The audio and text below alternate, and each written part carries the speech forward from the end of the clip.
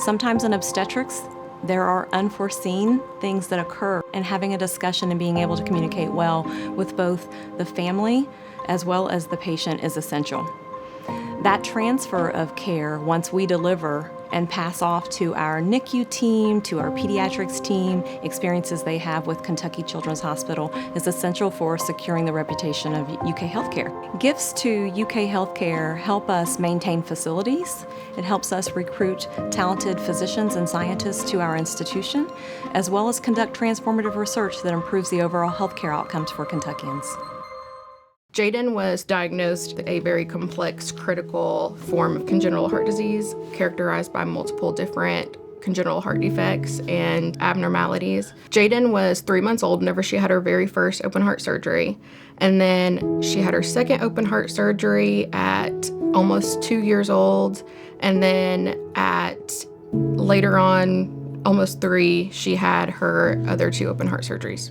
I would be lying if I said that as a parent, watching her go through this hasn't been absolutely treacherous. It's been terrible. Once she was diagnosed, it was like entering an entirely new world, and I just felt completely lost. So now she has a mechanical mitral valve, and she also has a pacemaker, which she's 100% dependent on. And we joke that she's half robot, and she loves that she's battery powered. She thinks it's really cool. Here at KCH, the staff was very welcoming. They've been very inviting, and since day one, they were very dedicated to not only her care, but my well-being as well, and my emotions throughout it all, because I had no idea what congenital heart disease even was whenever she was diagnosed. So I was trying to learn all of that on top of dealing with the grief of her having the illness and what that looked like with her future, because it was so uncertain. Jenny Bell, her lab tech that she is best friends with, she loves her so much, she's so close to her. It's really, really special that she has that relationship with her, and she has that same relationship with most of her medical team, because we see them so much and they are so willing to do whatever it takes to keep her happy and comfortable. And since she was diagnosed, and regardless of everything that she's gone through, she values every single day. And so as long as we're here together, nothing else matters. Research has just been growing really exponentially here at UK over the last several years. We have a lot of momentum, and our research is very applicable to Kentucky. So philanthropy is very important in supporting our research mission for research that focuses on diseases of burden to people of Kentucky. My mom was the best mom, and we were all just really close. She was my person. She was just a constant in my life. We started noticing things with my mom, just little changes, forgetting to pay a bill, a little bit of mood changes, and it certainly progressed. It became more noticeable when I took her to an appointment and they told me that she had Alzheimer's. It completely felt like the rug had been pulled out from under me. I couldn't believe it.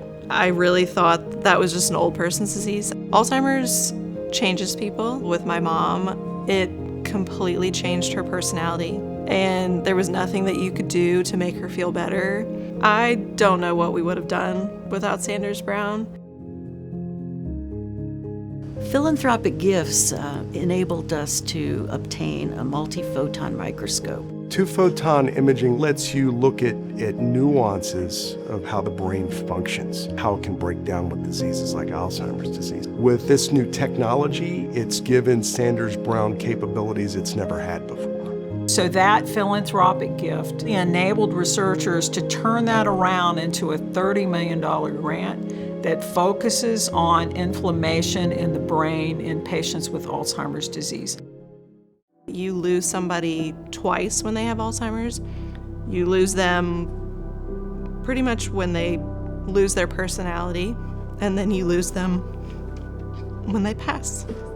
After my mom had passed, there was just so much silence. And after years of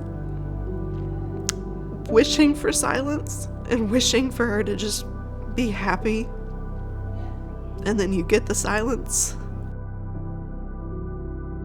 We all said we would have taken care of her for the rest of our lives, just to have her in our lives. I like to think that there will one day be a world without Alzheimer's, and I know my mom would be so proud that we took our pain and suffering and just threw it into something that can help so many other people.